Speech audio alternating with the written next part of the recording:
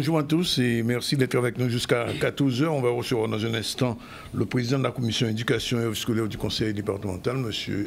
Angélique. Bonjour. Bonjour. Merci d'être avec nous. Il sera accompagné de Michael Mirabli, le directeur de l'éducation du sport, aussi au CD. Bonjour. Merci. Bonjour à tous. Plus tard, on va recevoir Sylvie Rosier, notre chroniqueuse du lundi, et Loïc Martol, conseiller régional Pays Guadeloupe, puisqu'ils ont fait une manifestation ce week-end. Qu'est-ce qu'on peut faire ensemble? On va lui poser la question. Qu'est-ce qu'on peut faire ensemble? Et on va terminer avec Marilène Ferdi, la directrice opérationnelle du campus Luminance. L'actualité, c'est Iman News. Bonjour. Bonjour Daniel, bonjour. Deux fois. Mais on peut dire bonjour plein de fois et c'est généreux. On est généreux dans les ZCL. Et aujourd'hui, au programme, on va parler de l'opération Un cœur dans les nuages, donc menée par le Rotary Club qui offre des moments inoubliables aux enfants en situation de handicap. Ils ont pu bénéficier de baptême de l'air et des souvenirs mémorables. On va parler aussi de l'installation du totem I Love Désirade, donc symbole fort de l'identité et l'attractivité de l'île. Donc c'est la 4e commune de la Carle à bénéficier de ce totem. Et on fera un retour en images sur la parade à Désirade ce week-end qui a illuminé les habitants de l'île. Voilà pour l'actualité. Et à la fin, on parlera un petit peu des vœux du maire de Petit-Bourg, oui. M. Nibor, qui a souhaité ses vœux à sa population. Alors, on va commencer tout de suite avec M. Angélique et M. Mirabli. Alors, M. Angélique, vous êtes responsable de la sécurisation des collèges. La rentrée a eu lieu en septembre. Est-ce que tout a été fait dans les temps? Bonjour Monsieur Zandonis, bonjour aussi à tous les téléspectateurs de Canal 10, je leur présente mes meilleurs vœux. Et puis naturellement, vous le savez Monsieur Zandonis, la démarche n'est pas uniquement liée à la sécurité, on parle surtout d'élèves et au-delà de la sécurité, ça passe aussi par tout notre engagement pour la réussite éducative, sociale, et culturelle naturellement, et donc tout cela doit être encadré par une sécurisation optimalisée. C'est une démarche puisqu'il y a une volonté réelle de sécuriser nos établissements, et donc nous voulons que chacun puisse bénéficier de 100% de cette démarche de sécurité. Nous avons fait le nécessaire puisque ce sont des engagements financiers colossaux pour réhabiliter un certain nombre d'espaces scolaires de notre département, et donc la réponse est oui, nous sommes en train d'entamer un ensemble de démarches pour garantir la sécurité. Et au-delà de la sécurité, il y a avant tout un univers scolaire qu'il faut maintenir. Ça passe aussi par les hommes, la relation humaine que le département a avec les enseignants, avec les chefs d'établissement, avec les parents, aussi avec les élèves. Tout ça aussi parce que ces mêmes élèves sont souvent dans des associations. Nous avons aussi cette relation à engager avec les associations parce que l'espace scolaire peut être aussi un espace où s'épanouissent les associations. Alors vous savez que dans certains établissements scolaires où il n'y avait pas d'eau quelquefois, est-ce que ce problème-là commence à être résolu? J'aime bien votre mot « quelquefois ». Ça prouve que quelque part, il n'y a pas de continuité. Bien sûr, certains collèges se sont retrouvés avec des difficultés, souvent liées à la suite de passage des événements cycloniques. Mais nous nous sommes engagés à faire en sorte que tous les collèges soient autonomes. C'est vrai que nous avons engagé un certain nombre de fonds, beaucoup de nos collèges, presque la plupart, j'ai envie de dire, parce que nous sommes engagés sur 100% des collèges qui puissent disposer d'une autonomie complète en matière d'eau. Je crois que le problème ne se pose même plus. Il y a des citernes un peu partout? Il y a des citernes un peu partout, voire même plus de citernes que prévu, puisque nous nous sommes vraiment engagés là-dessus. Alors, je sais qu'il y a eu des partenariats avec le rectorat aussi. Qu'est-ce que ça donne concrètement pour l'amélioration des conditions de vie et de travail dans les établissements scolaires? Une chose est certaine, quand on parle de démarche éducative, on a besoin aussi d'épanouir nos élèves. Donc le conseil départemental, par la volonté de son président, M. Guy Losbar, nous demande justement d'être présents à côté des élèves, à côté des enseignants. C'est pour ça que nous mettons en œuvre un ensemble de projets éducatifs.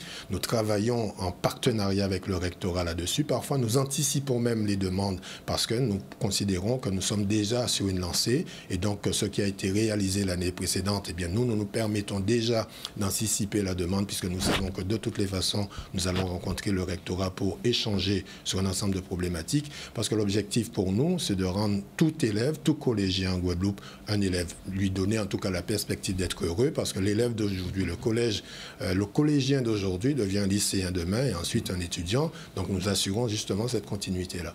Vous savez qu'il y a un lycéen qui a été tué hier soir pour le Écoutez, carnaval.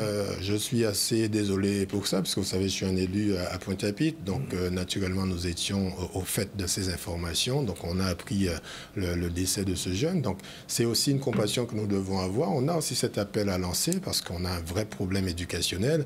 J'ai vu sur les réseaux sociaux beaucoup de gens s'émouvoir de la situation, mais je crois qu'il faut un moment qu'on se mette debout, qu'on se prenne véritablement en main, parce qu'on ne peut pas laisser cela aller trop loin. Je crois que c'est parti dans un sens. Tant que le carnaval est très long. Le carnaval est long et on ne peut pas laisser le carnaval être le théâtre de telles exactions. Un jeune quand même, il est jeune.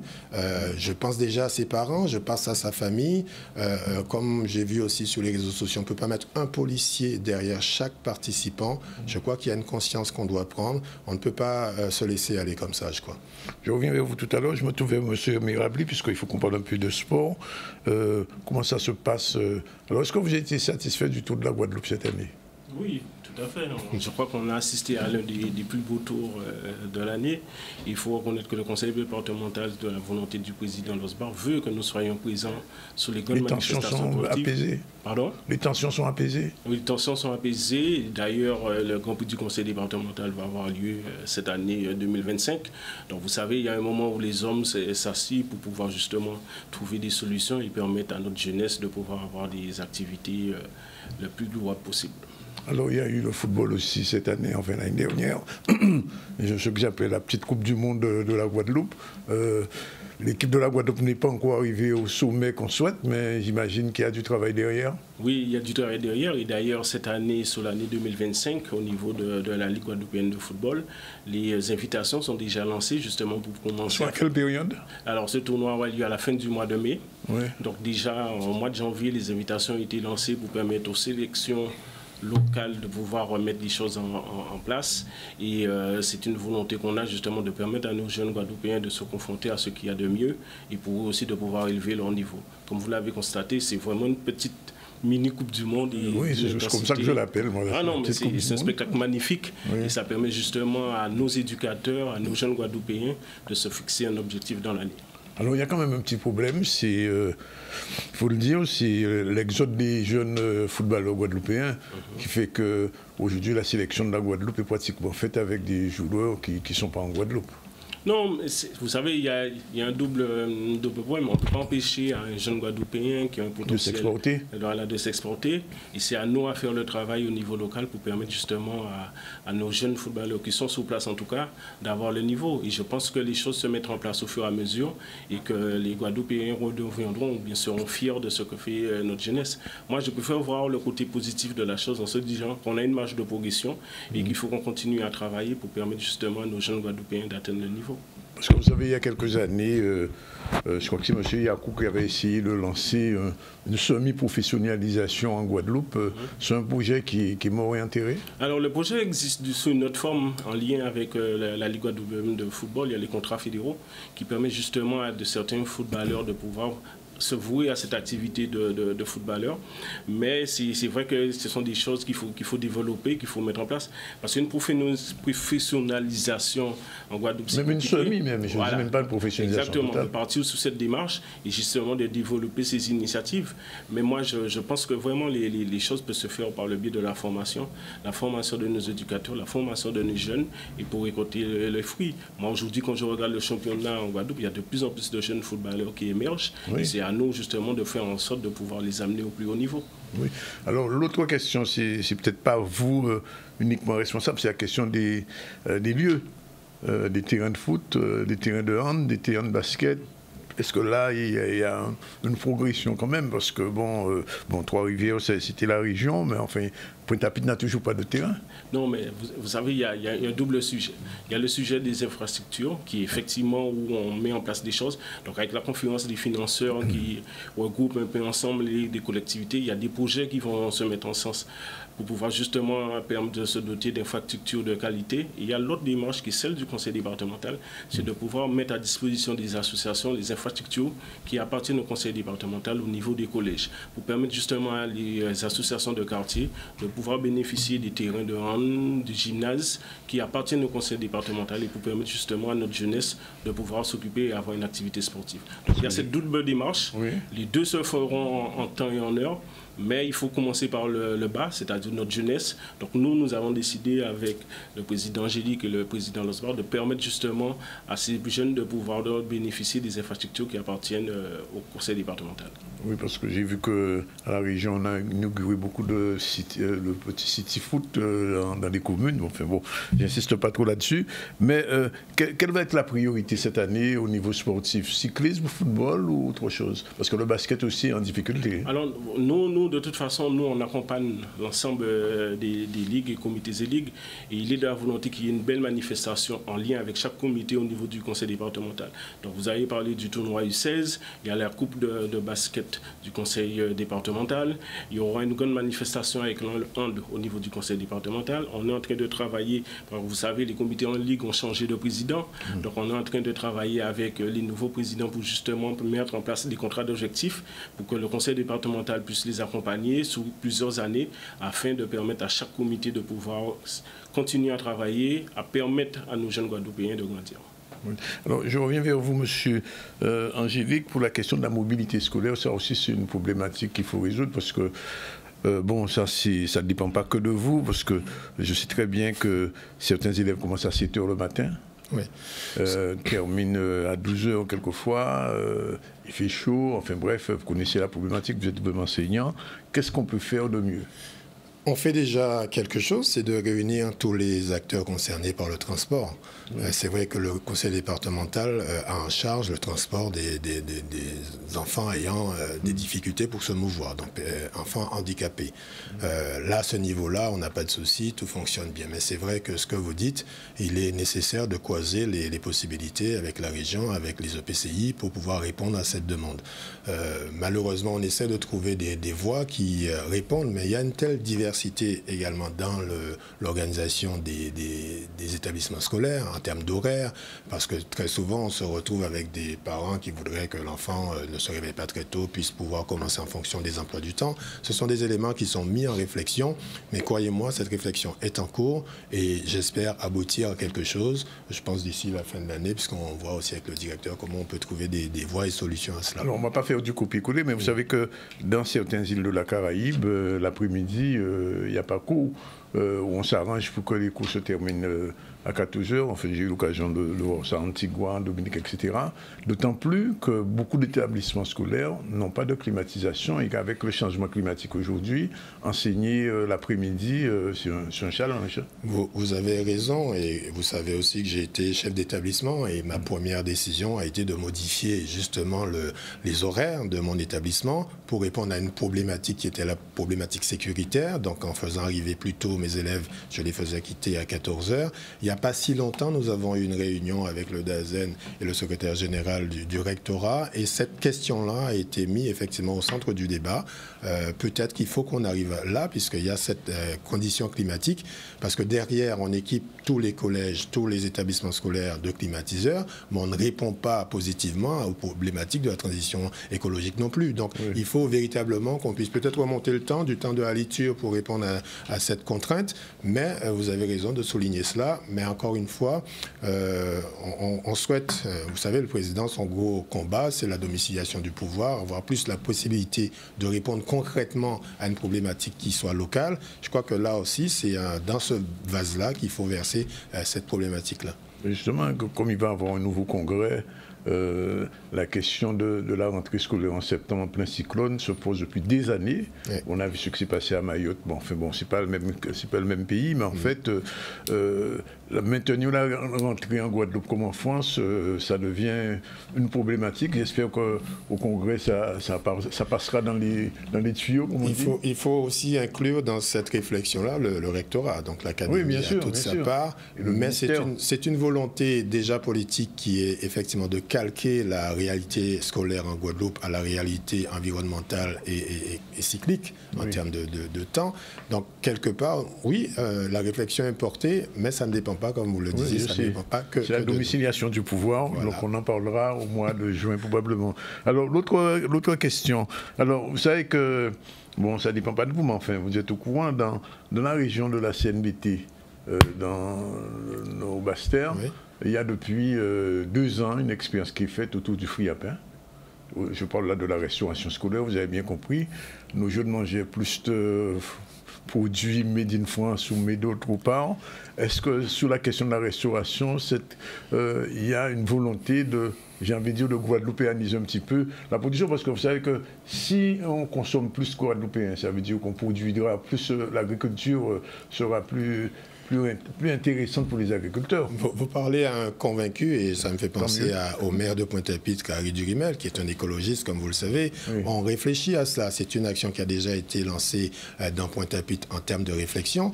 Mais puisque nous sommes à l'échelon du conseil départemental, eh bien, vous parlez à un convaincu, puisque nous avons lancé, sous l'initiative du président Guy Losbar, le projet Jardin en nous, qui répond parfaitement à cette problématique-là. Mais le problème, c'est que... Jardin créole aussi dans les écoles. Absolument. Et donc, pourquoi on en parle? Parce qu'il faut d'abord former malheureusement nos jeunes, former leur palais, parce qu'on ne peut pas inculquer directement quelque chose. Voilà, puisqu'en fait, on s'est bien rendu compte que malheureusement, on ne peut pas imposer, puisque c'est une question éducationnelle, mais par contre, lorsqu'on les fait découvrir et on les fait participer, ils travaillent au résultat, eh bien, ce sont des jeunes qui sont les meilleurs vecteurs, meilleurs porte-parole de cette volonté que vous avez citée, qui est de faire en sorte que notre production locale puisse servir justement en termes à tout le monde, en fait, à tous les Guadeloupéens en particulier, et ça résoudrait peut-être notre problématique de vie chère. Oui, parce qu'au niveau des cantines, bon, le yaourt c'est bien, mais enfin il y a mieux. Oui. Et ça on le sait. Vous et moi, nous sommes d'une bonne génération qui permet de bien penser que le samedi et le dimanche, on a nos rituels. Oui. Alors, 2 petits mots quand même sur le numérique, parce qu'on est passé dans le numérique un peu partout. Le numérique, c'est pas seulement le portable à l'école, mais c'est aussi des moyens pour les enseignants et pour les jeunes. Qu'est-ce qui est prévu? Tout est prévu, puisque là encore, on est sur une base de 100% des collèges qui doivent ne plus souffrir de la fracture numérique. Ça veut dire que tous les collèges doivent être reliés et permettre un travail serein. C'est vrai qu'en tant qu'élu, en tant qu'enseignant, en tant que parent, je rechigne un peu à dire qu'il faut du numérique partout dans l'école. Parce qu'en quelque part, on va frustrer nos élèves, ils vont perdre l'habitude de rechercher, d'être curieux. Et donc peut-être le faire avec parcimonie. Mais il n'empêche qu'on vit dans ce monde, on est au XXIe siècle, on est dans la mondialisation, on ne peut pas couper notre Guadeloupe du monde qui l'entoure. Donc, quelque part, nos élèves doivent bénéficier de tous les moyens dont dispose chaque élève dans ce monde. Mais il n'empêche qu'il y a effectivement une question d'éducation. Mais je vous rassure, là où il n'y a pas de solution possible avec par exemple, comment on les appelle, les opérateurs, on trouve d'autres voies, d'autres solutions qui permettent à chaque collège de pouvoir répondre à ce besoin d'éducation, à ce besoin pédagogique. Et à ce niveau-là, je rassure tous les spectateurs qui nous regardent, nos collèges sont bien équipés. Pour revenir à M. Mirabli, la Guadeloupe participe, bon, ça a été compliqué cette année, à la Gold Cup de la Caraïbe. Est-ce qu'il ne faudra peut-être pas, au niveau cyclisme, renforcer un petit peu les échanges avec, je ne sais pas comment ça se fait, est-ce que c'est au niveau des clubs ou est-ce que c'est au niveau du conseil qu'il va falloir prendre cette décision? Parce qu'on a quand même le sentiment que nos cyclistes manquent de kilomètres, quelquefois. C'est un débat qui existe depuis plusieurs années. Après les grandes manifestations qui se font en Guadeloupe avec le calendrier permettra dans une partie, si nous ne pouvons pas sortir, mais de faire venir des coureurs de l'étranger pour nous permettre justement de progresser. Pendant des années, chaque club avait des joueurs, on va dire, andins qui permettaient justement d'élever le niveau. Et je pense qu'il y a une stratégie à mener là-dessus et c'est peut-être le faire peut-être à partir d'une sélection de la Guadeloupe avec les meilleurs pour pouvoir financer et les accompagner sur des sorties extérieures et développer justement les compétitions en interne permettant d'inviter des cyclistes de haut niveau et permettant à notre Guadeloupe de pouvoir répondre. Moi, le débat existe, mais quand on regarde au final la problématique, on gagne peut-être pas le tour, mais nos cyclistes locaux ne sont pas ridicules. Lorsqu'on regarde le dernier Tour de la Guadeloupe, faut dire les choses clairement, on voit toujours le côté négatif, mais quand on regarde il y a des progrès. Il y a énormément de progrès, donc je pense qu'il faut... Mais la Martinique est en train de nous talonner. Oui, alors mais c'est bien. Mais c'est bien parce qu'elle nous pousse aussi à aller plus loin. Oui. Et moi, je suis très, très optimiste. Les cyclistes guadeloupéens sont à la hauteur. C'est à nous à les accompagner, à leur donner les moyens d'aller plus loin.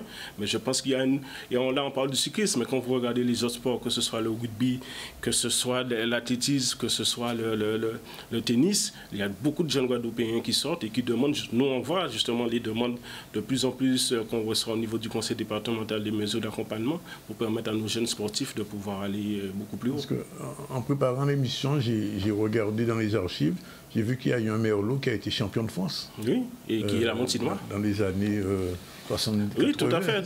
Ça veut dire que le cyclisme guadeloupéen est arrivé à un certain niveau quand même. Non, mais... C'est du temps de Métoni. Pardon? C'était du temps de Métoni. Oui, c'était du temps de Métoni. C'est ça. Non. Moi, je suis... Alors, je ne vais pas dire un éternel optimiste, mais on a du potentiel en Guadeloupe et je pense qu'il faut qu'on en soit conscient. Oui. Et qu'on se donne les moyens de les accompagner. Et c'est la volonté du conseil départemental.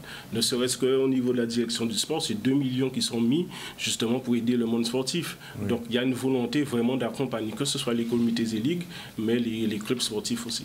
Vous êtes au courant du stade de Trésor qui va être inauguré le 18 janvier. Oui, à Sainte-Anne. Oui, c'est quand même une bonne chose quand même. C'est une très très belle chose. Pour l'un de ces grands footballeurs guadeloupéens, il y en a d'autres. Hein. Il y en a d'autres. Donc valoriser aussi ceux qui font. Bon, on a des champions dans le judo, on a un peu partout. On en a partout, on en a en basket. L'athlétisme a un petit peu baissé. Mais c'est l'athlétisme français de façon générale. Mais les choses vont repartir. Croyez-moi, les choses vont repartir. Ah oui, je vous le garantis. Ah bon. Si vous me dites ça, je vous crois. En tout cas, visiblement, les choses se mettent en place. Monsieur Angélique, vous êtes optimiste pour 2025? Très optimiste. Les difficultés budgétaire de la France en ce moment? Très optimiste parce que justement, c'est pas parce qu'il est là, mais je tiens quand même à rendre hommage à M. Mirabli qui est le directeur de l'éducation du sport. Il fait le job et en plus on lui reconnaît cette valeur. Ça aussi c'est très important. Moi en tant qu'élu, je suis à l'aise avec lui, avec toute son équipe. C'est une vraie dynamique qui est mise en place. Donc je suis très serein dans ce que nous faisons et donc il suffit de l'écouter, il maîtrise ses dossiers, il est dans la dynamique positive et moi en tant qu'élu, je ne fais la cerise sur le gâteau. Donc, quelque part, je suis très optimiste pour l'avenir. Nous avons un langage franc avec nos partenaires, le rectorat, avec les associations qui œuvrent dans les différents quartiers de Guadeloupe. Nous avons un langage franc avec les chefs d'établissement, puisque je pense que là aussi, c'est important de les rassurer dans leur métier. Je pense par exemple au chef d'établissement du collège de Carnot, qui, effectivement, la semaine dernière, a connu quelques désagréments par rapport à ses élèves. Mais j'ai eu ce matin au téléphone un chef d'établissement très engagé qui est au fait de ses actualités, de son environnement et que le conseil départemental se promet d'apporter toute son aide et son soutien. Juste un dernier petit mot, peut-être pas trop optimiste, mais enfin il faut quand même évoquer ça. Vous savez que au sein de le football ne se développe plus. Il y a eu un club qui a plus ou moins disparu. Ils ont des difficultés là-bas. On y pense un petit peu? Oui, mais vous savez, je pense qu'il faut être conscient de la problématique que nous avons et des problématiques du territoire. Mais moi, on est un archipel. Pardon? On est un archipel. On est un archipel. Oui. Mais comme je le dis, moi, il y a des choses qui se mettent en place pour justement permettre à nos jeunes footballeurs, ne serait-ce qu'un exemple, le mercredi, passer dans les clubs pour voir les écoles de foot, pour voir le nombre de jeunes enfants qui font la pratique sportive. Donc, c'est... Non, effectivement, il y a des soucis. Si on veut voir que les soucis, on verra que les soucis. Non, mais je ne veux pas voir les soucis, mais il y a des choses très, très positives au sein du monde sportif, que ce soit au niveau des jeunes footballeurs, que ce soit au niveau des jeunes basketteurs. Et le conseil départemental, comme vous le savez, a voulu accompagner justement les écoles de cyclisme. On accorde une subvention de 5 000 € à chaque école de cyclisme pour justement les aider à développer, à aller recruter des jeunes cyclistes. Donc, il y a des choses qui se font, il y a des choses qui se mettent en place et on récoltera le fruit de toutes ces politiques dans pas très longtemps. On espère l'année prochaine à la même heure faire le bilan de tout ce que vous avez annoncé et voir un petit peu qu'est-ce qui va avancer. En tout cas, je vous remercie, messieurs, d'être venus porter ces paroles, surtout pour les collèges, parce que l'éducation, c'est quelque chose d'important dans notre pays et le sport aussi. Je n'ai pas abordé la question de la culture à l'école parce que le président de vendredi nous a fait un grand chapitre là-dessus et je pense qu'il y a un travail qui est mis en place au niveau culturel dans les établissements scolaires. En tout cas, merci d'être venu. Juste un petit mot que je voulais ajouter. Allez-y, c'est gratuit. Je le fais sous l'égide de mon président. Le conseil départemental va lancer justement au mois de mars la mise à disposition des serviettes hygiéniques pour l'ensemble des jeunes collégiennes parce qu'on s'est rendu compte que beaucoup de nos collégiennes étaient en échec scolaire par rapport à la précarité. Ouais. Et comme la collectivité, c'est la collectivité des solidarités, donc nous avons décidé, en lien avec le président Losbar et le président Angélique, de pouvoir équiper tous les collèges de serviettes hygiéniques pour les jeunes collégiennes. C'est une bonne nouvelle. Merci d'être venu. Il est 12h57, on attend de développer le premier sujet. Allez rapidement la Désirade. Oui, on va pas de Désirade tout de suite. D'accord. Oui. Oui, je voulais parler de. Ok, je voulais parler d'autre chose, mais il n'y a pas de souci. On va parler d'installation du totem I Love Désirade. Donc. Il faut parler des îles du Sud de temps en temps, c'est ça. Oui, bien sûr. Une initiative qui vise à renforcer l'identité et à promouvoir l'attractivité touristique de la Désirade. Donc, ce totem a été installé dans la 4e commune de la Carle. Et la 4e commune a bénéficié de ce totem. Et Monara Sabin a pu participer à cette installation. On voit ce reportage.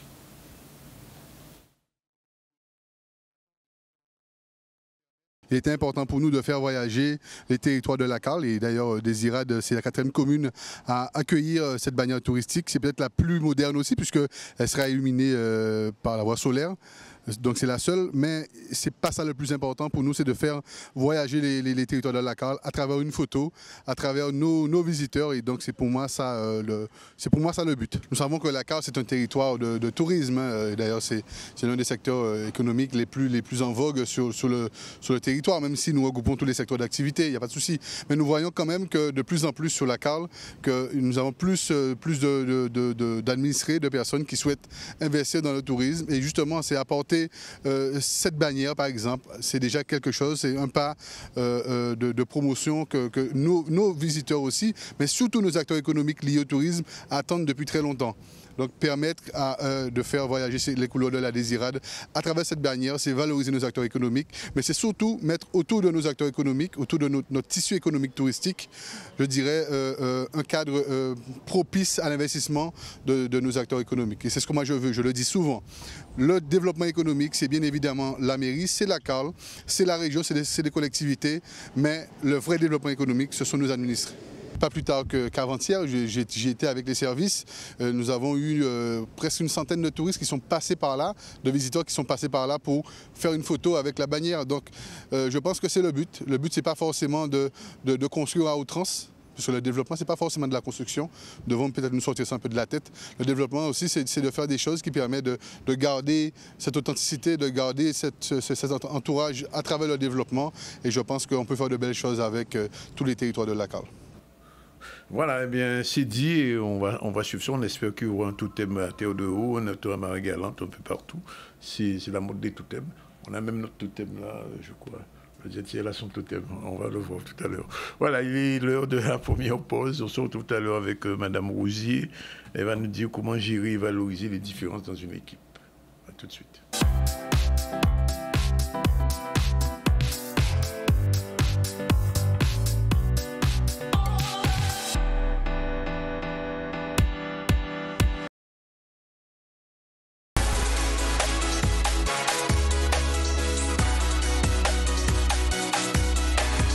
Voilà, il est exactement 13h07 et nous sommes revenus avec vous. Je vous l'ai dit, on va recevoir un conseiller régional de Pays Guadeloupe. Bonjour, Monsieur Martol. Vous avez fait un séminaire, quand nous peut faire ensemble, on va en parler. Et puis tout de suite après, on va gérer et valoriser les différences de l'équipe. Alors, avant ça, on revient un petit peu sur l'actualité. Oui, on va parler d'opération Un cœur dans les nuages. Donc, ce samedi 11 janvier, à l'aérodrome de Saint-François, le Rotary Club a pu organiser cette opération qui permettait aux enfants en situation de handicap de vivre leur premier baptême de l'air, de survoler la côte de la Guadeloupe et la réserve naturelle de Petite-Terre. C'est un moment d'émerveillement qui a permis à ces enfants de renforcer la confiance en soi et le dépassement de soi. On voit un reportage de Vianney Valverde. L'initiative vient d'une membre du club, l'ancienne présidente du club de l'année dernière, qui venait donc, qui a eu cette intuition suite à un événement qui s'appelait Rêve de gosse. L'enjeu, c'est de faire voler les enfants qui sont en situation difficile, mais qui sont nos enfants, qui sont nos frères, nos sœurs, etc., qui sont en situation de handicap, et les faire rêver à travers ce type de vol. Donc, on a engagé un certain nombre d'avions. 4 avions dans un premier temps, il y a un 5e qui va arriver. Tous les pilotes sont des pilotes professionnels, ok? Moi-même, je suis le chef pilote de l'opération et responsable de la sécurité. Opération coordonnée avec la gendarmerie, avec l'aviation civile. Toute la sécurité y est pour qu'on puisse faire profiter nos enfants au maximum et peut-être même de susciter des vocations. Voir des étoiles dans les yeux des enfants. Quand on a fait ça l'année dernière, c'était tellement bien. Les enfants, quand ils montent dans l'avion, ils sont très heureux. Et puis après le vol, on les voit sortir avec... un grand cœur. C'est un peu pour ça qu'on a appelé ça un cœur d'un nuage, parce qu'il y a vraiment beaucoup d'émotions. Quand j'y passe encore, j'ai presque les larmes aux yeux. On dit se dépasser de dépassement de soi, et je trouve que bon, là, pour confiance en elle. Et aujourd'hui, elle est vraiment rassurée par rapport à l'avion et ça va très bien. Les réactions attendues dans un premier temps, c'est de faire comprendre à notre population de la Guadeloupe, en tout cas, que on est vraiment un peuple homogène. On a besoin de tout le monde. Dans toutes les familles, il y a plus ou moins un enfant en situation de handicap. Et l'handicap ne doit pas être une fin. Ça doit être parfois même un atout. Et grâce à, je ne dirais pas grâce à l'handicap, mais en tout cas, on va se servir des enfants qui sont en situation de handicap pour les faire évoluer et pour montrer que justement, il faut une certaine symbiose, une osmose pour qu'un peuple soit plus fort. On parle de résilience tout le temps. Mais lorsqu'on voit le courage des enfants qui sont en situation de handicap, qui n'ont pas la chance qu'on a eue, parce que nous on a eu beaucoup de chance, on peut dire merci, ces enfants-là n'ont pas eu beaucoup de chance, et bien pouvoir un jour arrêter tout ça de façon bénévole, que ce soit pour vous la presse, que ce soit pour nous, pour les pilotes, pour tout le monde, et de tout mettre de côté pour leur offrir une journée, pour les faire voler, prendre conscience, l'estime de soi, etc. Donc c'est ce qu'on veut, on veut faire briller les étoiles dans les yeux de ces enfants pour qu'ils comprennent qu'eux aussi, ils ont toute leur part au rêve en Guadeloupe. Très bonne initiative qu'on salue. Alors, je m'adresse à M. Loïc Martel. Merci d'être venu faire un petit débrief de votre séminaire le samedi. Mais avant, vous savez qu'il y a un jeune qui a été tué hier soir à Pointe-à-Pitre pendant le carnaval. Comment faire pour éviter ce genre de débordement? Tout à fait. Bonjour à tous, bonjour à vos auditeurs. Bonjour, merci M. Andronis de me recevoir aujourd'hui. La première chose, c'est que je voudrais adresser mes condoléances à la famille de ce jeune et à toute la communauté pointoise, bien évidemment. Ça remet aussi en question, on a eu la semaine dernière un enseignant qui a dû se départager 2 élèves. On a encore entendu ce matin à Carnot qu'il y a eu des incidents et qu'apparemment c'est très récurrent. La société doit se soulever. Moi je vois quand je vais au carnaval, parce qu'un carnaval en moins, quand je vais au carnaval, je fais toutes les rues de Pointe-à-Pitre, je circule beaucoup, je vais à l'assainissement, je vais en centre-ville, je vais à Font-Logier. Il y a un peu plus de sécurité qu'avant. Il y a un peu plus de lumière qu'avant.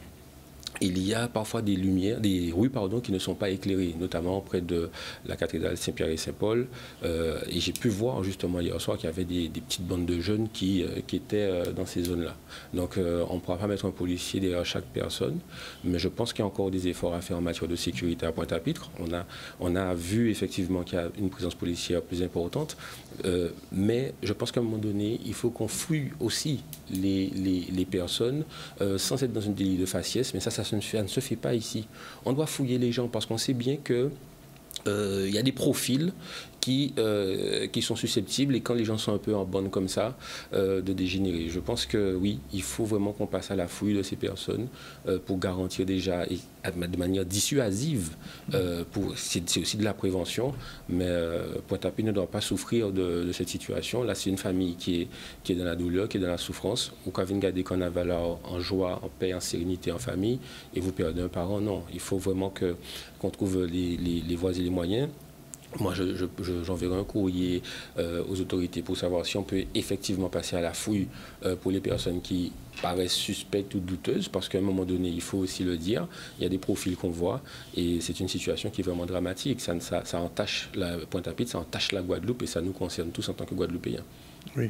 Alors, avant de venir à votre séminaire, quand nous pouvons faire ensemble, une petite réaction sur le communiqué d'Arichal ce matin, qui disait que pas question de penser à l'évolution statutaire, sans une consultation populaire. Est-ce que vous êtes d'accord avec lui? Moi, la première chose que je veux dire, c'est qu'en tant que conseiller régional, on n'a eu aucune réunion de travail en 6 mois sur comment on fait pour avancer sur le statut ou pas. Vous savez, pourquoi on a fait ce séminaire? Parce qu'il faut libérer la parole. Vous ne pouvez pas sortir un communiqué de votre propre chef si les élus avec lesquels vous devez travailler, vous ne les invitez pas dans une réunion de travail. Ce n'est pas une question de parti politique. Non, ce n'est pas une question de parti politique, c'est une question de responsabilité, de transparence, de démocratie. Le conseil départemental, ils font leur réunion. Il y a une réunion d'ailleurs cet après-midi à 16h. Ils se mettent déjà au travail. Qu'on veuille ou pas, ils travaillent dessus. Que ce soit bon ou pas, c'est ça qui est important, c'est la méthode. Moi, je suis pour la concertation, je suis pour la discussion, je suis aussi pour la concertation envers notre peuple. Oui, il faut tout le monde dire, ça y est fait. Mais quelle est la réalité de la Guadeloupe? Et c'est là aussi pourquoi on a fait ce séminaire. Quand vous voyez qu'on parle, effectivement, on parle de beaucoup de choses qui peuvent paraître parfois un peu intellectuelles, un peu hors sol. Mais pour parler du sol, on parle d'évolution, mais on n'est pas capable de boucher des trous dans des rues. On parle d'évolution, mais on n'est pas capable de donner à nos compatriotes de l'eau. C'est ça la réalité de la Guadeloupe aujourd'hui. On parle d'évolution, mais on n'est déjà pas capable d'appliquer. Je prends l'exemple la loi Egalim qui dit que 50% de ce que nos enfants mangent dans les cantines doivent venir de notre territoire. C'est ça aussi le sens de ici depuis 2018. C'est ça aussi le sens de cette démarche. C'est de dire, on n'a pas fait ce séminaire pour faire un séminaire, et je remercie clairement les intervenants qui ont participé, parce que ça n'avait pas une dimension politique, ça avait une dimension d'associer une réflexion avec des experts, avec aussi des personnes de politique, mais on l'a fait sans volonté partisane, parce qu'on a invité d'autres personnes politiques. Certains sont venus, certains ne sont pas venus. L'ANG même est venue, Mme Makiaba est venue. On a eu des élus de Saint-Claude qui sont venus, des élus de Trois-Rivières qui sont venus, des élus de Sainte-Rose qui sont venus. Donc la question intéresse les Guadeloupéens. Et moi, en tant que membre du projet Point 3, en tant que membre de la section socialiste de Pointe-à-Pitre, j'ai pas voulu faire ça à Pointe-à-Pitre, j'ai voulu régionaliser le sujet pour bien montrer qu'on sort de Pointe-à-Pitre et qu'on veut vraiment avoir le maximum de personnes. Les intervenants, Pierre-Yves Chicot qu'on connaît, qui nous a fait une thématique sur l'éloge de la sortie de la dépendance. On a eu Steve Salim qui a rappelé effectivement une autosuffisance alimentaire et responsable et capable, non pas de dire qu'on pourra tout régler tout de suite, mais quand il vous dit, il est agriculteur, il faut écouter aussi ce qu'il vous dit. Quand il vous dit que sur 10 agriculteurs qui vont apparaître cette année, il y en a 50 qui vont peut-être disparaître, il vous dit quoi? Il vous dit déjà, nous-mêmes, Guadeloupéens, consommons en saisonnalité, consommons responsable. Vous savez que là, à pas moi, tomate, pas manger tomate, parce qu'écoutez au pichet. C'est ça aussi la lutte contre la vie chère. Consommons et modernisons nos outils industriels pour nos agriculteurs. Effectivement, l'efficacité de la réponse, c'est quoi? C'est être capable de produire en temps utile. Et quand vous voyez des agriculteurs qui sont perdus justement dans leur production, c'est ça aussi. Donc, il faut les accompagner. On a eu aussi Élodie Babeux, qui, dans une dimension humaine, parce qu'on a voulu mettre aussi le militantisme féminin à l'honneur. Et on a eu aussi Willy Angel qu'on a invité, qui est un des acteurs majeurs de 2009, qui nous a expliqué non pas tout ce qui s'est passé en 2009, mais nous dire effectivement quelles sont selon lui les pistes sur lesquelles on doit avancer en Guadeloupe, sur la confiance, travailler ensemble, revenir aux valeurs travail, les exigences de la valeur travail. Ce sont des éléments qui sont importants. Et puis dans une dimension nationale, parce que beaucoup de personnes m'ont dit, mais pourquoi on n'a pas invité nos députés guadeloupéens? Je n'ai rien contre les députés guadeloupéens, mais quand on est député, on doit être capable de parler à toute personne, quelle que soit sa circonscription. Et on a eu Dinaba Diop, qui est députée du 78 et qui est porte-parole du Parti socialiste aussi, dans une dimension nationale, parce que je voulais, et nous voulions, aussi bien avec les camarades de la section PS de Pointe-à-Pitre, aussi bien avec la fédération et aussi bien avec les membres du projet Point 3, échanger sur les questions de vie chère. Les questions de vie chère, parce que faut nous savent qu'il n'y a qu'une niche parlementaire qui va se faire le 23 janvier, où la niche parlementaire, c'est quoi? C'est la capacité de faire passer des propositions de loi dans un temps donné. Donc il y a une proposition de loi qui va être faite, qui est à l'initiative de Béatrice Bellé, qui est députée de la Martinique, et donc ils vont revenir sur comment effectivement le protocole de la Martinique, comment l'appliquer. Ils vont revenir sur les minima sociaux. Ils vont revenir sur la suppression de la TVA. On parle de ce qui est le plus vieil impôt de France. On parle aujourd'hui de fiscalité. C'est un des sujets d'ailleurs du congrès de cet après-midi, pas du congrès, de la réunion de la commission ad hoc, la question de la fiscalité. Ce sont des questions importantes parce que demain, si justement on veut avoir plus de responsabilités, mais comment déjà je fais avec ce que je peux faire et comment finalement je capte l'impôt fiscal. Et la dernière chose, sans vous couper, M. Zandronis, ce que je veux dire aussi, c'est que aujourd'hui, on a la loi Notary. de 2015. Oui. On a des dispositifs qui ont existé, qui ont permis de créer les EPCI, etc. On n'a jamais fait réellement le bilan de qu'est-ce que ça nous a rapporté, qu'est-ce que ça nous apporte, qu'est-ce que finalement, quelles sont les compétences qui sont réellement importantes en Guadeloupe. Donc c'est ça. Moi je pense qu'aujourd'hui, et c'était le sens de cette conférence qu'on a tenue, c'est libérer la parole, faire les gens s'exprimer, conférence gratuite, ouverte à tous, et de dire finalement, ne nous arrêtons pas simplement à qu'est-ce qu'on fait en 2025 ou en 2026, parce que si on a dit, ouais, mais Martel, le gens en campagne en 2026, ça n'a rien à voir. Non, attendez, il faut aujourd'hui, en tant qu'élu, responsable et citoyen engagé, qu'on ait une vision sur ce pays, sur la Guadeloupe, et non pas être dans une illusion perdue, mais vraiment dans du concret. C'est le sens de la démarche. Écoute, M. Martel, les propositions que vous faites et ce que vous résumez de ce séminaire, je me rends compte quand même que vous vous rapprochez un petit peu de la théorie de M. Losbauer sur la domiciliation du pouvoir.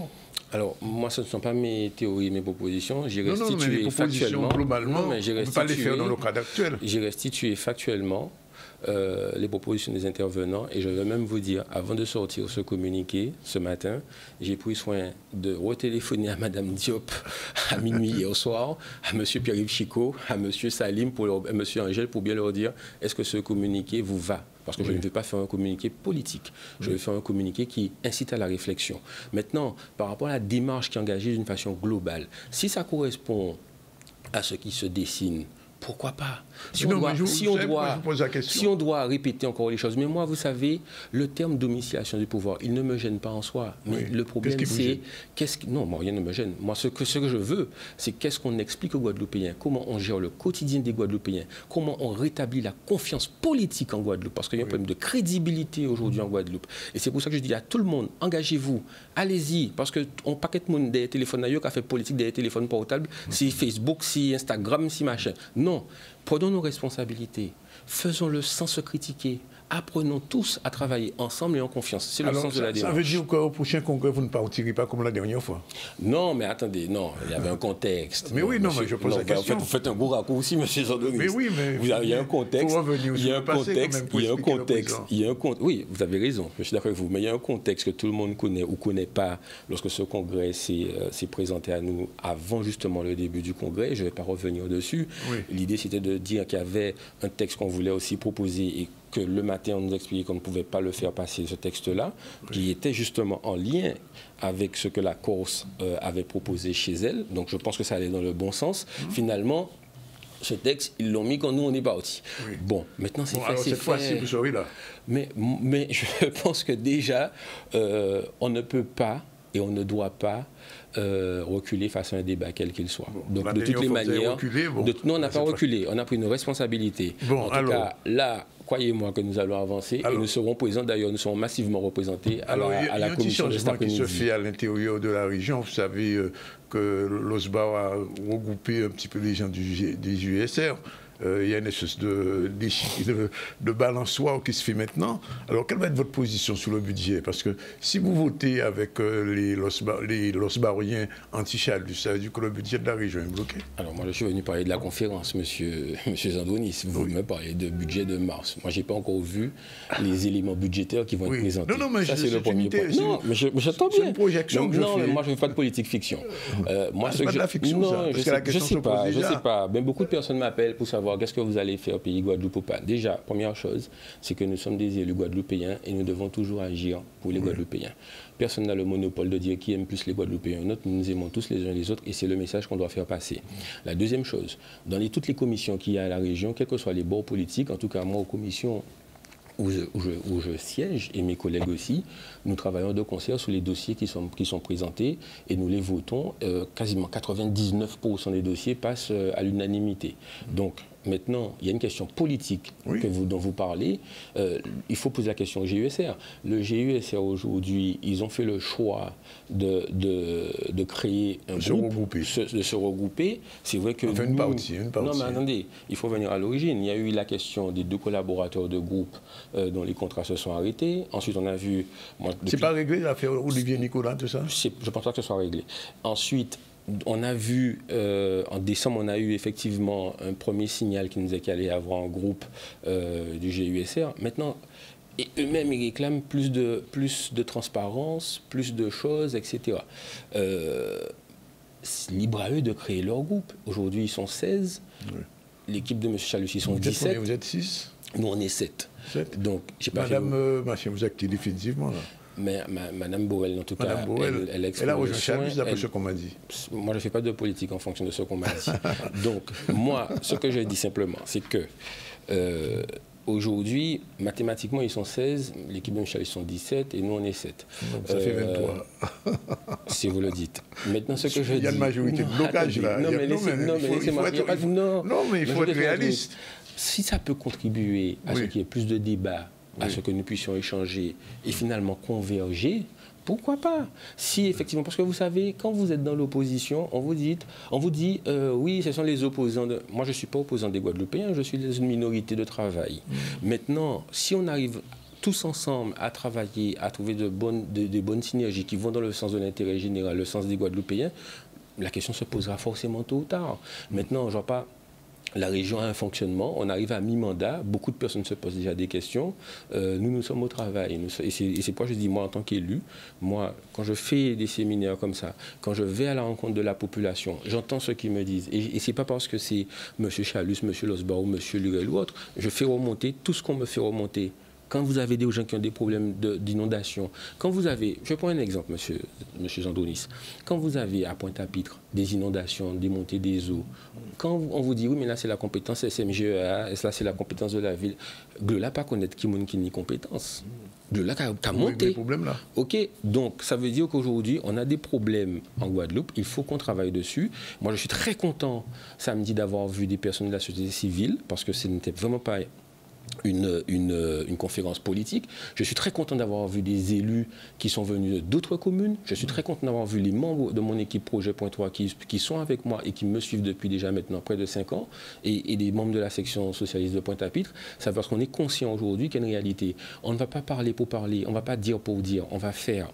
Aujourd'hui, on est dans l'action, on est présent sur le terrain, on est à côté de nos concitoyens et chaque jour que le Seigneur me donnera la vie, l'espoir, le courage et la volonté de remonter ce qui ne va pas pour nos compatriotes, je le ferai. Si je peux agir, si je peux régler un problème, je le ferai également, quel que soit le bord politique. Alors encore un petit peu de politique fiction. On est à un an des élections municipales. Vous êtes déjà engagé, j'imagine, pour Pointe-à-Pitre. Alors, moi, je suis engagé pour la Guadeloupe. Oui, mais aussi pour Pointe-à-Pitre. Vous savez, quand je me suis lancé en politique en 2020, j'ai fait l'engagement déjà envers mon équipe, parce que c'est une équipe qui est formidable. Et franchement, ils sont extraordinaires, parce qu'on a beaucoup de choses à faire. Beaucoup de personnes me demandent, mais comment on arrive à faire tout ça? Mais franchement, je salue cette équipe qui est extraordinaire. La deuxième chose, c'est que je leur ai dit, dès lors qu'on va s'engager, on n'abandonnera pas. Donc ça veut dire qu'il faut avoir la résilience, la capacité, la confiance et la volonté de faire. En tout cas, c'est comme ça que je fonctionne. Et donc nous verrons effectivement, si Dieu nous prête vie, nous verrons comment va se passer déjà l'année 2025. Nous avons plusieurs opérations qui sont en cours sur le premier trimestre. Vous aurez l'occasion, et je viendrai peut-être en reparler ici, parce que nous restons toujours au contact de la population. Nous n'avons jamais été dans une posture, et je le dis même à certains élus aujourd'hui, d'apparaître que pour une élection. Il faut être présent au quotidien. Il faut faire de son mieux, faire de son maximum. Il faut avoir aussi un équilibre de vie, mais il faut aussi avoir tout ce qu'il faut dans sa vie pour pouvoir être dans cet équilibre et se dire, l'engagement, je savais, ma première association, j'avais 12 ans. Oui. Donc, ce n'est pas aujourd'hui que je vais changer dans mon fonctionnement. Vous trouvez que Pointe-à-Pitre a beaucoup évolué depuis les 3 dernières années?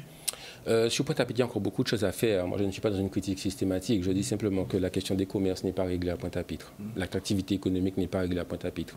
La question de la propreté, il y a des choses qui ont été faites. L'hygiène n'a pas été faite à Pointe-à-Pitre. Quand on voit que du côté du quai Lamartine à la quai Lesseps, on fait une piste de 100 mètres à 900 000 € pour dire qu'on est vert, je ne pense pas qu'on aurait dû faire ça, clairement, parce qu'en plus on a bloqué 77 places de parking, et quand vous faites du commerce, vous savez que, comme disent les Américains, no parking, no money. Donc la question du parking se pose. La question du stationnement est importante à Pointe-à-Pitre. La question de la salubrité. Hier soir, il y a eu du carnaval. Ce matin, pour la place de la Victoire n'était pas si propre que ça. Il y a plein de choses à revoir. Les commerces ambulants aussi. Ensuite, les commerces ambulants. Ensuite, vous avez vu dernièrement la polémique sur les commerces, les marchés, les maraîchers, etc. On n'a jamais eu un bilan de qui est-ce qui paye quoi, qui est-ce qui a un emplacement, qui est-ce qui fait ça, qui est-ce qui fait ça. Moi, quand je vais en conseil municipal, j'ai au moins 15 questions que je pose. Malheureusement, on nous met 20 questions avant et puis des fois, on a fini du matin. Donc, c'est noyé. Or, l'idée n'est pas d'être dans une critique systématique. L'idée est de se dire, ça ne fonctionne pas, comment on peut faire. il y a la Marina Tennis Club. Il y a une réunion qui va se faire avec la préfecture la semaine prochaine, ou cette semaine, je crois. Très bien. Maintenant, si on arrive à vraiment trouver des porteurs de projets, à trouver un équilibre financier qui permette effectivement de garantir une pérennité, il faut le faire. Moi, je suis allé plusieurs fois sur le site de la Marina Tennis Club. Quand on voit le joyau que c'était il y a 15 ans, 20 ans, et puis je veux dire, on s'occupe de la marinette. Ben là, comme vous faites de la politique, vous, M. Zandronis. Vous vous occupez de la Marina Tennis Club un an avant une élection municipale, alors qu'au tennis 5 ans pour faire une réunion. C'est clair. Soyons sérieux. Donc, à un moment donné, la crédibilité, c'est ça aussi. C'est pas de dire aux gens. Et puis, il y a la vraie question, aujourd'hui, suite à la vente à la SIG, et on n'a pas un point d'étape là-dessus. Ils ont vendu les logements à la SIG, 1678 logements, mais on ne sait pas encore, on n'a pas finalement un bilan pour savoir est-ce qu'on a bien déplacé les gens avant, est-ce que c'est en cours, à quel point ça en est, et puis les gens qui sont relogés, il y avait une exigence de se dire qu'ils auront un loyer équivalent. Je n'ai pas encore toutes les données pour savoir si c'est vrai ou pas.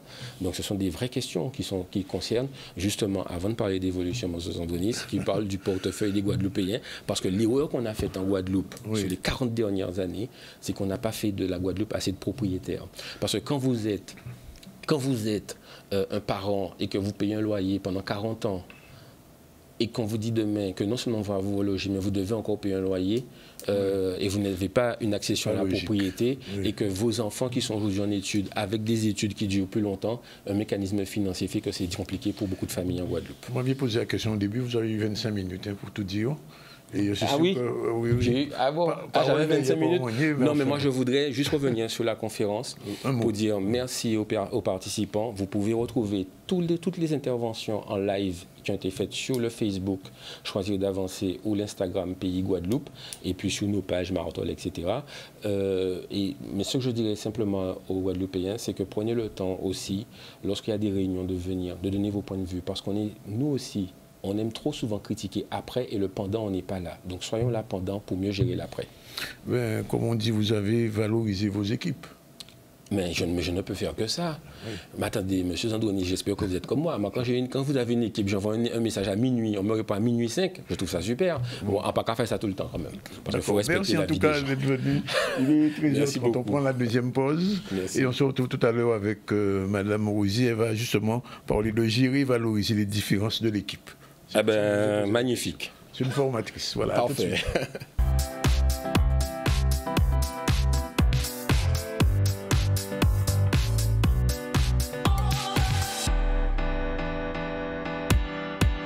Vers vous, il est déjà 13h35. Madame Ferdi est là, mais aussi Madame Rosier. Avant, on va faire un petit tour sur le carnaval avec Iman. Retour sur la parade de ce week-end à la Désirade, qui a pu vibrer au rythme d'une parade carnavalesque haute en couleurs. Cette manifestation a rassemblé de nombreux participants qui ont pu mettre en avant la tradition et la créativité de certains groupes locaux. On voit un reportage de Manora Sabin et Steve L'Histoire. Boum! Bienvenue sur l'île de la Désirade.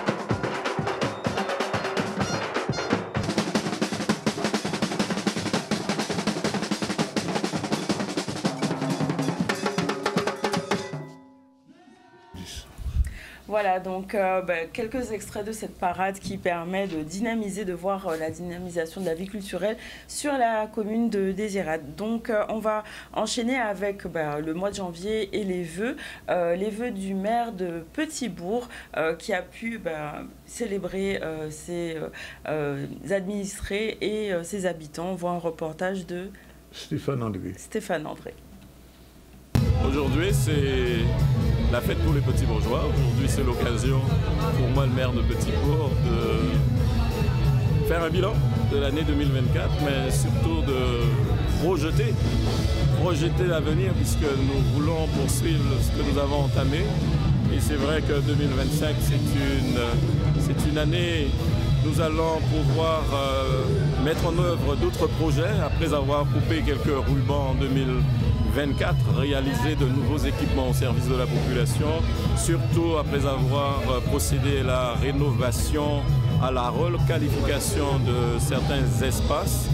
Nous le poursuivrons en 2025 et nous donnerons surtout les moyens aux petits bourgeois et aux associations de vivre leur territoire et de pouvoir nous proposer divers programmes d'animation qui nous enrichissent culturellement, sportivement, mais aussi sur le plan social, car nous entendons améliorer notre dispositif pour être au service de ceux qui sont le plus dans le besoin et être au service des aînés. Donc c'était l'occasion pour moi, ce soir, d'annoncer un certain nombre d'actions que nous allons mener pendant cette année 2025.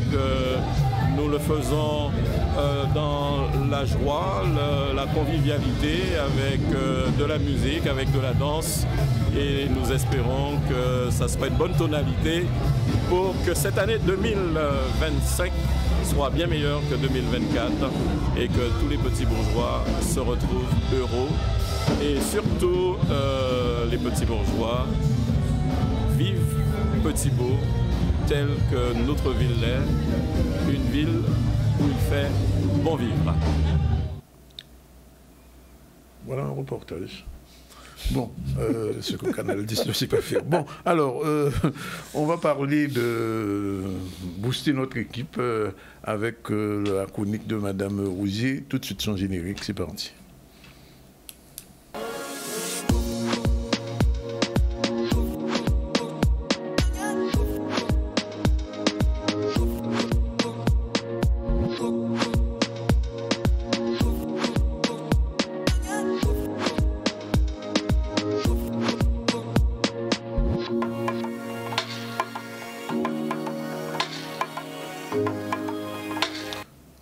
Pas travailler seul, Sylvie, bonjour.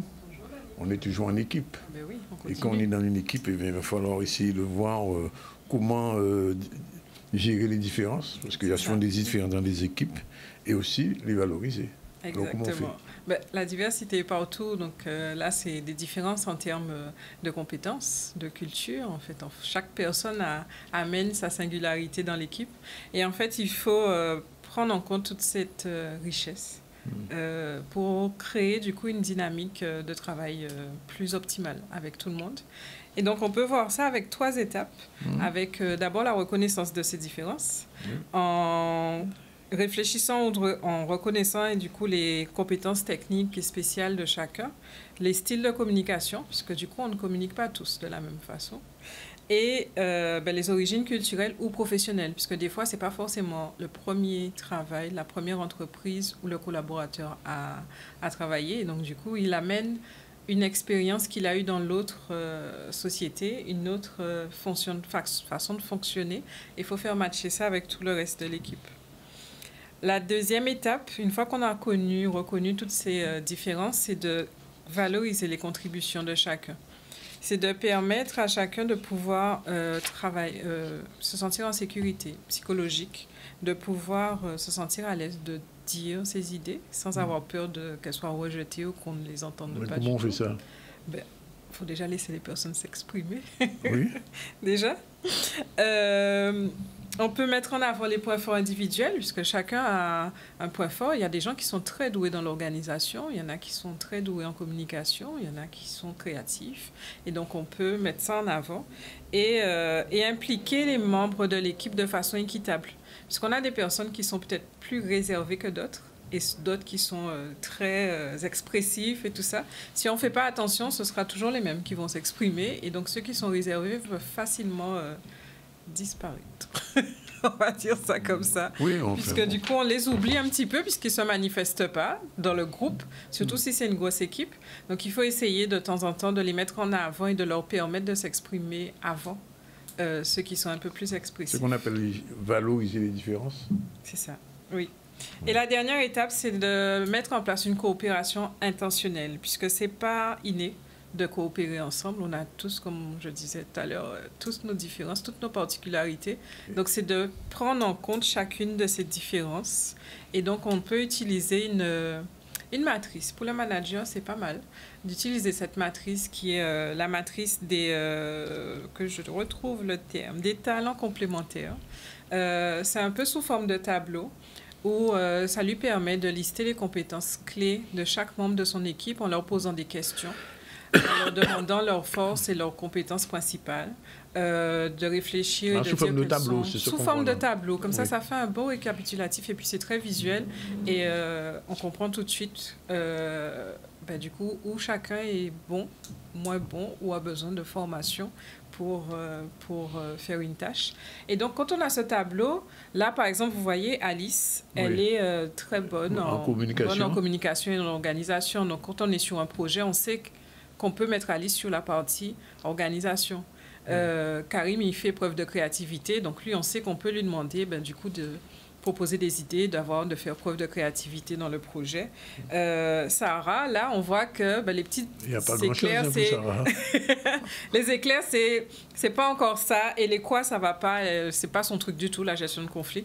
Sarah, par exemple, c'est un profil sur lequel on devrait lui proposer certaines formations pour la faire monter en compétences. D'accord. Et donc, du coup, grâce à cette matrice, à ce tableau, en discutant en équipe, on voit qui on peut faire travailler avec quel autre membre de l'équipe ou qui aurait besoin de valorisation ou de monter en compétences via des formations ou un accompagnement plus pointu, ou de mettre la personne qui a besoin de monter en compétences en binôme avec quelqu'un qui est très bon en communication sur l'équipe communication. Ça veut dire qu'on peut rassembler Sarah et par exemple Alice, les faire travailler ensemble? Voilà. Ouais. Et Alice va montrer à Sarah ce qu'elle sait faire et comment elle le fait. Et ça permettra à Sarah de monter en compétences avec sa collègue. D'accord. Donc, c'est encore une méthode de valorisation des compétences, mais travailler en binôme et du coup dans l'équipe. Ça renforce la cohésion. Et tu proposes des formations de ce type-là? Toutes sortes de formations, effectivement, sur la partie cohésion, sur la communication en équipe, la créativité, bien sûr, parce que je suis spécialisée en intelligence créative qui me permet du coup de créer des ateliers vraiment spécifiques en fonction des problématiques et des besoins de l'équipe et qui collent à leurs besoins. Quel conseil on peut donner à un manager par rapport à ça, à la valorisation des compétences pour l'équipe? De voir ces différences comme une chance et de trouver, d'utiliser des techniques comme la matrice, c'est une astuce, d'utiliser ça, de travailler avec ces équipes et puis de prendre en compte chacune de ces différences pour la cultiver et du coup créer des synergies entre les personnes dans son équipe. Ça veut dire qu'on peut toujours récupérer quelqu'un, même si la personne n'est pas... La formation, c'est fait pour ça. Du coup, pour faire monter les personnes en compétences, oui. Mais une fois qu'on a... il faut identifier sur quoi la personne n'est pas douée ou a besoin de plus d'outils pour pouvoir l'aider à monter en compétences et être plus dans ce que tu attends d'elle en tant que manager. Donc, c'est un conseil qui est donné à tous les managers, les chefs d'entreprise qui, quelquefois... écarte quelqu'un parce que la personne a eu quelques petits bugs. Il n'a peut-être pas mis la personne sur la bonne tâche. Parce que si effectivement on prend pas le temps de bien connaître les compétences là où la personne est douée, si on met quelqu'un qui est, je sais pas moi, l'organisation, c'est pas du tout son truc, mais c'est lui qu'on donne comme tâche d'organiser l'événement. On est sûr que ça ne marchera pas. Voilà. Et là, on dirait qu'il n'est pas doué, mais en fait, c'est comme l'histoire du bocal, du poisson qu'on demande au poisson de marcher. Un poisson, il nage, il ne marche pas. Et oui. Et les poules ont seulement 2 pattes. Voilà. Merci pour ces conseils inspirants et pratiques. J'espère que les gens qui nous écoutent vont en tenir compte. Chaque différence dans votre équipe est une graine, c'est ça? Exactement. Vous avez le choix de l'ignorer ou de la cultiver. Ou de la cultiver. Bon, on va voir comment on peut cultiver. Voilà, il est déjà 13h48. Madame Ferdi est là et le logiciel va démarrer. Générique. Du campus Luminance, c'est l'info sur l'audiovisuel, le cinéma et la culture. Logiciel vous donne rendez-vous à 13h30 le lundi, le mercredi et le vendredi dans le ZCL sur Canal 10.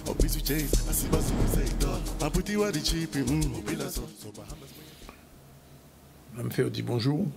Bonjour. De quoi vous allez nous parler aujourd'hui? Alors aujourd'hui c'est l'édito, hein, donc comme je disais, hein, nous partageons avec les téléspectateurs du ZCL le fruit d'une veille, puisque nous faisons partie, nous allons évoluer en campus de plus en plus orienté sur le numérique, et l'enjeu du numérique, c'est l'intelligence artificielle.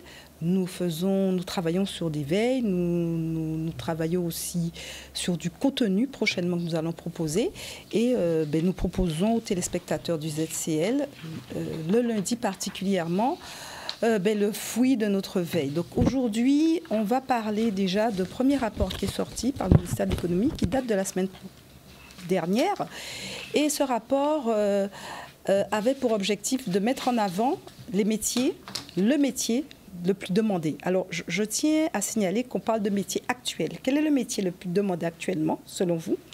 Je ne sais pas. Iman? Journaliste. Oh, surtout pas, ça c'est...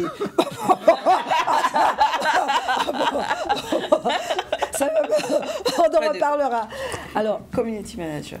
Pas du tout. Pas du tout. Alors, le métier le plus demandé, actuellement incontournable, c'est le métier d'ingénieur en intelligence artificielle. Alors, la particularité de ce métier, Danick, c'est que c'est le métier le plus demandé et il est... alors, j'essaie de trouver un terme commun. Ça veut dire que c'est un métier qui est transversal, n'importe quelle entreprise, dans n'importe quel secteur, aura besoin d'un ingénieur. Voilà. Donc on voit bien que les choses prennent forme. Alors je dis bien actuellement. Alors pourquoi je vais en parler particulièrement aujourd'hui? C'est déjà à destination de nos élèves qui sont actuellement en lycée, post-bac, qui vont s'orienter. C'est déjà aussi pour nos étudiants qui sont en cours de cursus ou en fin de cursus. C'est aussi pour nos enseignants et puis bien sûr pour tous les téléspectateurs du ZCL. Alors on est dans un contexte assez particulier, Danick. C'est-à-dire que l'innovation technologique, elle va tellement vite que derrière, les structures d'apprentissage classiques n'arrivent pas à suivre. Parce que c'est tout le temps que ça évolue. Alors, aujourd'hui, on va faire un focus particulièrement sur quelque chose qui m'est beaucoup demandé. C'est il y a une grosse demande pour qu'on puisse accompagner sur les types de formations. Alors, je vais commencer à dire, Nani, que nous, on a un peu regardé ce qui se fait en matière de formation en France, localement, et on partage le constat que l'on fait. Alors, je tiens à signaler qu'on le partage avec tous nos campus industrie culturelle et créative comme l'autre orientés sur le numérique, puisqu'on s'oriente de plus en plus sur le numérique, c'est que les formations qui sont en place, ça ne vaut pas le coup. Alors moi, je déconseille, c'est important ce que je dis, je déconseille d'aller payer combien d'argent des formations, soit par des influenceurs sur TikTok, sur Instagram, qui vous disent qu'ils ont diplômé de tel et qui vous proposent, y compris certains organismes de formation, puisque c'est dépassé. Je vais vous donner l'idéal. Alors sachez, pour une fois, quand c'est gratuit, c'est aussi de qualité, mais pas n'importe où, puisqu'on sait très bien qu'Internet, c'est tout et n'importe quoi. Alors il y a déjà, vous pouvez, alors ce que je vais proposer, c'est essentiellement sur Internet, donc pas besoin de voyager, vous pouvez rester de chez vous, à vous former sous des formations de qualité. Ce sont des formations qui sont systématiquement mises à jour parce qu'on est sur des IA, alors je parle de l'intelligence artificielle générative, qui évolue tout le temps. Donc, vous comprenez bien que quand vous allez payer, par exemple, 5, 6, 8 000, 10 000 euros une formation de l'IA, à peine vous êtes sorti de la formation, elle est déjà obsolète. Donc, autant aller sur des sites Internet. Alors, La particularité des formations que je vais donner, c'est des grandes familles. C'est que la formation est gratuite. Souvent, c'est des petits modules d'1 heure, 15 minutes, mais sous forme donc avec une progression de 11 thématiques. C'est pour des débutants. Et je tiens aussi à signaler que, par contre, la formation est gratuite, mais les certifications sont payantes. Pour ceux qui se positionnent déjà sur le marché du travail, je pense beaucoup aux étudiants en fin de cursus. Je pense que c'est une valeur ajoutée d'avoir cette certification. Alors, il va sans dire, alors je tiens à rappeler à tous nos téléspectateurs que le travail de veille que nous partageons aux ZCL, c'est essentiellement sur l'industrie culturelle et créative, même si à chaque fois nous disons que c'est aussi valable tous secteurs confondus. Alors, il faut savoir, moi je vais déjà commencer par les formations en distanciel que propose Google. Alors, certes, Google va proposer des formations de sensibilisation en distanciel avec une possibilité d'avoir une certification. Donc, c'est la preuve qu'on a des compétences dans cette certification. La certification est payante. Je peux même vous donner déjà le coût. Elle coûte 40 €. Quand même. Voilà, elle coûte quand même, Danick. Rien n'est gratuit. Et en plus, donc bien sûr, alors qu'est-ce qui va se passer? Comme c'est Google, vous comprenez très bien qu'ils vont aussi vous orienter sur leur intelligence artificielle, à savoir Gemini. Sauf que ce que je tiens, alors là où je tiens à rassurer tous ceux qui nous écoutent, donc les étudiants, les lycéens, ce qu'il faut retenir, c'est les méthodes et c'est les process. Et qu'est-ce qu'on va vous apprendre? Ce qui est important, ce qu'on recherche de plus en plus, puisque dans l'étude, les entreprises sont claires. Pourquoi ils vont rechercher des personnes qui ont des compétences, qui ont un domaine d'activité? Je prends un exemple. Vous allez vous rechercher un scénariste ou un cadreur, ou un vidéaste, ou un chef opérateur. On va quand même regarder celui qui maîtrise ou qui maîtrise l'intelligence artificielle. Et dans la maîtrise, ce qu'ils recherchent, c'est des gens qui ont la technique du prompt. Alors, prompt, c'est un mot anglais. En français, on peut le traduire par requête. Ça veut dire qu'on va demander à l'intelligence artificielle d'exécuter, soit rechercher une information, ou corriger, ou apporter des modifications sur quelque chose, quelle que soit la requête, la demande. Il y a, pour arriver à avoir la réponse, eh bien, il faut savoir faire les bonnes requêtes. Et ça, c'est tout un art. Et pourquoi on va prendre des gens qui maîtrisent le prompt? Parce que c'est du temps. Le temps, c'est de l'argent. Vous prenez un jeune qui arrive, qui ne maîtrise pas le prompt de façon générale, comment prompter, et la façon de prompter ne sont pas les mêmes d'une intelligence artificielle ou pas, ça va nous faire perdre du temps. Donc vous avez Google, mais vous avez aussi des MOOC. Alors vous avez aussi France Numérique qui propose un MOOC. Alors le MOOC, alors il faut savoir que ce sont des cours en ligne qui sont des cours à caractère universitaire. Vous avez des cours en MOOC gratuits sur MyMOOC. Mais alors ce qui est bien, alors la France pour une fois a fait d'innovation. Donc il y a France Numérique avec INRIA. Je reviendrai sur cet institut INRIA. Et ClassCode, qui est une association orientée sur tout ce qui est atelier dans le numérique, a mis en place gratuitement, Danick, des formations sur l'intelligence artificielle générative et qui sont régulièrement mises à jour. Bien. Ben, on accepte et on verra le détail de ça parce qu'il faudra peut-être un moment afficher les noms et les URL de ces endroits-là. Alors, ce que j'ai proposé vendredi, il n'était pas là vendredi, donc vendredi, ce que j'ai proposé à vos téléspectateurs qui nous interpellent là-dessus, c'est que nous travaillons, il faut nous laisser le temps. Donc, j'avais donné comme deadline ce vendredi-là ou la semaine prochaine, donc commencer à faire des petites capsules vidéo sur nos réseaux sociaux de démonstration, soit de certaines intelligences artificielles, où on a dit que de plus en plus, les démonstrations qu'on va proposer, c'est sur des intelligences artificielles open source, sous forme donc ça ne sera pas de l'apprentissage, ça sera de la guidance. Et dans le ZCL, à la rigueur, on va présenter moins d'1 minute de vidéo et vous pouvez aller voir la vidéo complète sur notre chaîne YouTube. Le nom, ça va devenir ZCL IA. De toute façon, on partage avec les téléspectateurs du ZCL, mais c'est le travail que l'on fait pour nos étudiants. Ah non, ça vous pouvez dire campus si vous voulez, mais pas Ferdi. Parce que Ferdi, bien, voilà. Merci Mme Ferdi. Les 13h57, c'est la fin du ZCL de ce lundi 13 janvier. Je rappelle que cet après-midi, il y aura une réunion ad hoc en prévision de du congrès. Sinon, depuis ce midi, on a reçu Henri Angélique, président de la commission éducation et œuvres scolaires, qui nous a dit beaucoup de choses positives qui vont se faire dans le domaine scolaire en relation avec le recteur, la rectrice, pardon, si elle termine l'année. Michael Merablier, directeur de l'éducation du sport, lui aussi très positif sur le travail au niveau sportif qui se met en place progressivement au sein du conseil départemental. Il y a des choses à faire. On a reçu Loïc Martol suite à son séminaire, quand nous pouvons faire ensemble, il nous a dit en gros que les choses vont se faire progressivement avec son séminaire, mais au niveau de la région, avec le nouveau groupe du GIECR, on ne sait pas ce qui va se passer pour le budget. Est-ce qu'ils vont voter contre Chalus ou avec les opposants?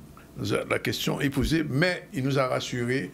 Pour le prochain congrès, il ne partira pas, le groupe Pays Guadeloupe ne partira pas avant la fin du congrès. Et puis on a reçu Mme Rosier pour gérer, valoriser les différences de l'équipe. Elle nous a donné des clés importantes. Ça va peut-être permettre de résoudre certains problèmes dans certaines entreprises où on a des fois des gens qui ne sont peut-être pas dans la bonne place au bon moment, donc il faut peut-être inverser les tendances. Et avec Marilène Ferdi, on a encore parlé de l'IA, et justement de la formation, c'est important, d'ingénieurs dans ce domaine-là. Est-ce qu'on peut faire ces formations-là ici? Non, mais je vous ai dit, en ligne. Ce sont des formations en ligne qui sont gratuites. Simplement, c'est les certifications. Donc, MOOC, alors MyMOOC, vous allez sur le site de MyMOOC, sur le site de France Numérique, MOOC. Voilà, ce sont les MOOC, ce sont des cours universitaires en ligne, c'est gratuit. Et vous allez sur le site de MyMOOC qui est assez bien référencé. Et sur le site aussi de France Numérique, donc l'État aussi a mis en place un programme avec ClassCode et INRIA.